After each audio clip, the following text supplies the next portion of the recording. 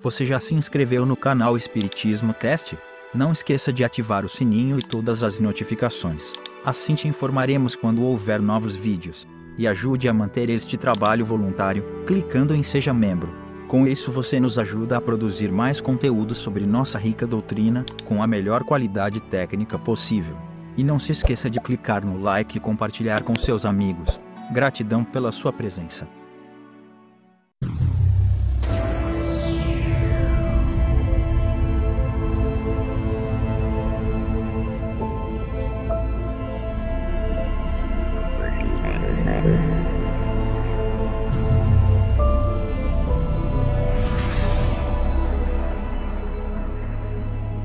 Olá meus amigos, minhas amigas, como é que vocês estão? Sejam bem-vindos a mais um episódio, o episódio número 20, quanto gente? 23, estamos estudando a obra fundamental do Espiritismo, da doutrina espírita, a Gênese, os milagres e as predições segundo o Espiritismo. Ou pode chamar esse capítulo aqui, o capítulo 6º, de uma série de O Universo, de Carl Sagan, dos grandes... eu esqueço o nome, dos grandes cientistas de todos os tempos que apresentavam aqueles programas maravilhosos na TV, sabe?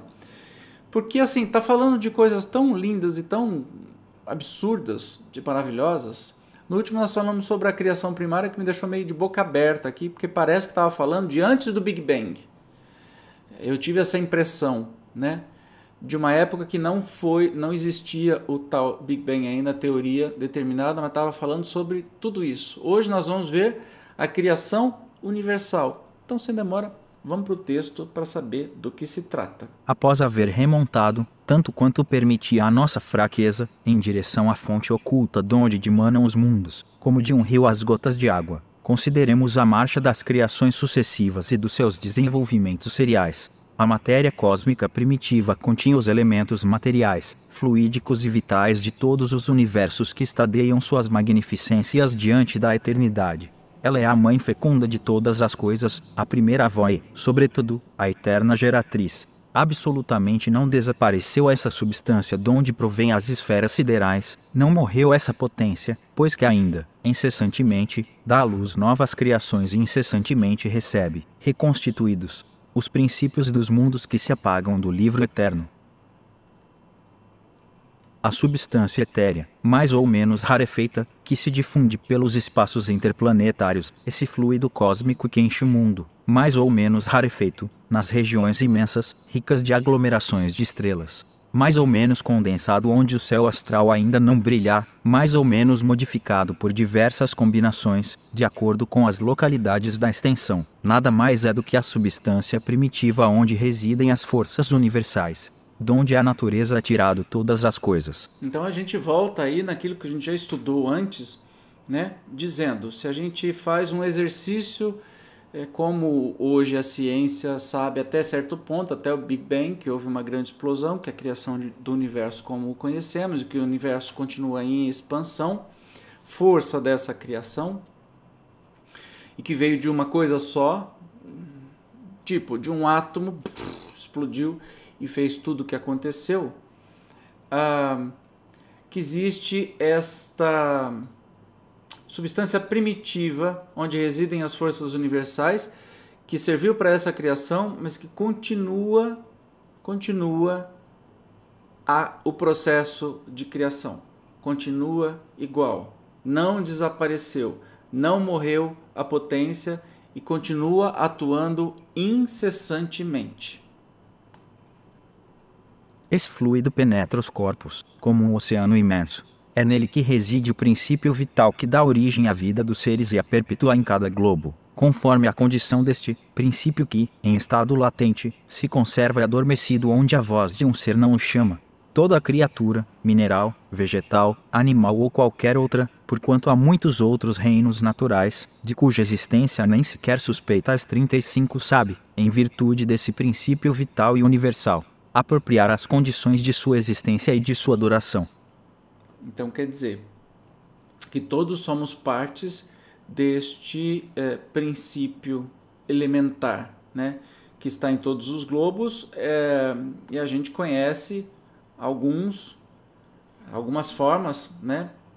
dos reino dos seres vivos, está dizendo aqui monera, protista, fungos, vegetal, animal, mineral, enfim, que a gente não conhece nada, mas tudo isso está imbuído, está preenchido deste fluido universal, dessa energia universal que está presente desde a criação e vai sempre estar presente. As moléculas do mineral têm uma certa soma dessa vida, do mesmo modo que a semente do embrião, e se grupam, como no organismo, em figuras simétricas que constituem os indivíduos. Muito importa nos compenetremos da noção de que a matéria cósmica primitiva se achava revestida, não só das leis que asseguram a estabilidade dos mundos, como também do universal princípio vital que forma gerações espontâneas em cada mundo.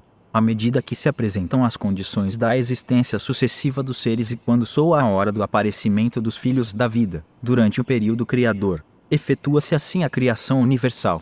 É, pois, exato dizer-se que, sendo as operações da natureza a expressão da vontade divina, Deus há criado sempre, cria incessantemente e nunca deixará de criar.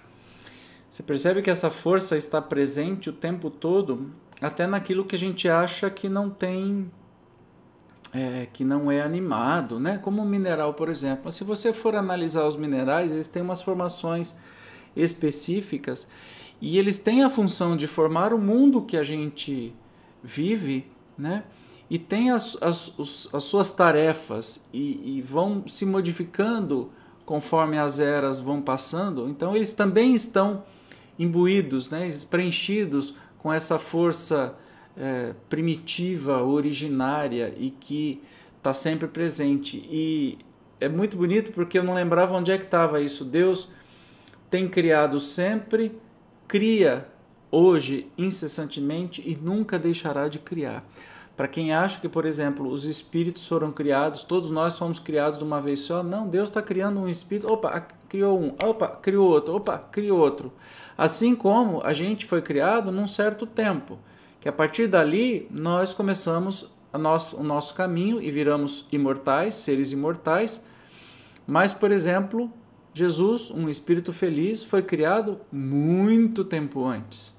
A ponto de, quando a Terra foi formada, ele estava à frente dessa formação terrestre. Ou seja, talvez Jesus não tenha sido criado nem neste universo que conhecemos hoje, mas sim em outro universo. Porque está aí a ciência discutindo a teoria dos multiversos, onde o nosso universo tenha vindo de uma parte de um outro universo.